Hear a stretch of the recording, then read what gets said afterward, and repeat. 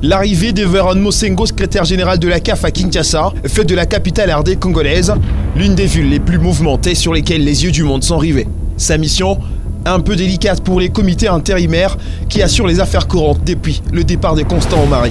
Une réunion convoquée avec la lecture d'un document que la FIFA a signé pour réguler certaines choses au sein de l'instance fêtière du football en République démocratique du Congo. Au cours de cette réunion, la FECOFA et ses membres brillent par leur absence.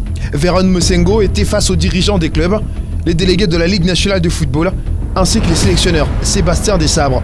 Déjà avec son arrivée, il s'est laissé entendre l'installation d'un comité de normalisation pour gérer les affaires courantes jusqu'aux prochaines élections.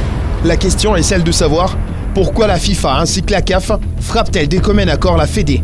La vérité est juste en face. Le congrès de la Fédération internationale de football association a reproché aux dirigeants de la FECOFA bien des griefs.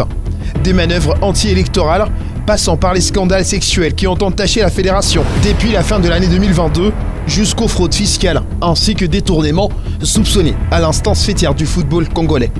Un document de 4 pages était élaboré, pelé à vif, tout ce qu'on reproche à la FECOFA. L'organe n'étant pas à mesure de régulariser sa situation dans les délais fixés par la FIFA et la CAF, pour bien des raisons.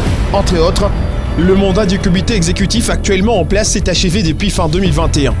Le comité exécutif actuellement en place s'est montré peu coopératif avec des délégués de la FIFA-CAF, refusant notamment de transmettre les documents comptables requis pour l'audit demandé en janvier 2023. Le championnat national a été suspendu en décembre 2022 pour une période indéterminée. Le football congolais est quasiment à l'arrêt dans tout le pays, chose qui inquiète la FIFA ainsi que la CAF. Les statuts des ligues provinciales, membres du congrès de la FECOFA, doivent être révisés et alignés avec des nouveaux statuts de la FECOFA.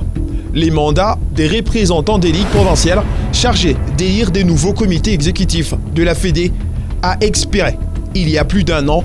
En conséquence, les ligues provinciales ne sont pas dûment représentées aux assemblées générales électives.